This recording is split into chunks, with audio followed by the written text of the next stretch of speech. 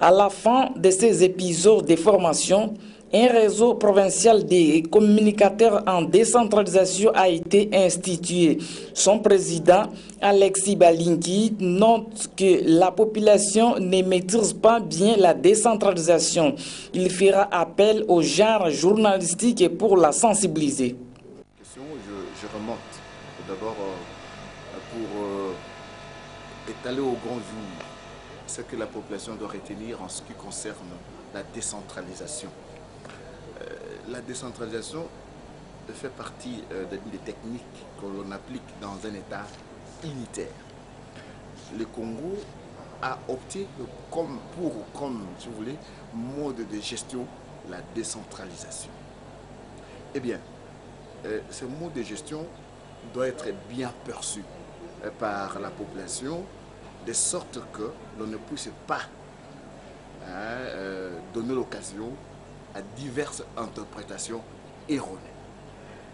Alors, on est parti de l'observation selon laquelle la population de la République démocratique du Congo en général, et celle de la province orientale en particulier, ne perçoit pas encore très bien ce que c'est que la décentralisation. Je veux dire, il y a de ce côté-là ce qu'on appelle la sous-information. Je ne parlerai pas de l'ignorance, mais je parle bien de la sous-information.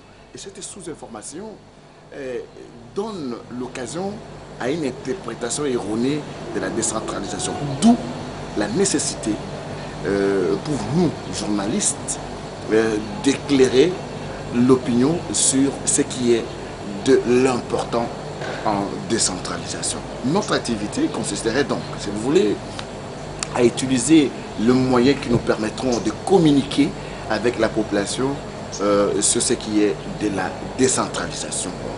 Vous avez tous les formats qu'il faut, tous les genres journalistiques et qu'il faut utiliser pour faire passer le message. Il s'agit des émissions, en table ronde, de magazines, etc., des interviews, vox pop, recadrer les choses. Donc autant d'activités de sensibilisation qui vont concourir à la compréhension de la population sur ce qui est de la décentralisation.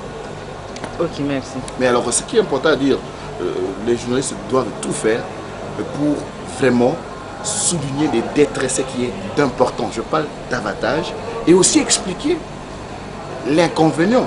Et l'inconvénient ici, c'est le fait de ne pas bien comprendre. Parce qu'il y a beaucoup de personnes qui pensent que la décentralisation signifie la mention de non-originaires, ceux qui ne sont pas originaires d'un tel coin doivent rentrer chez eux.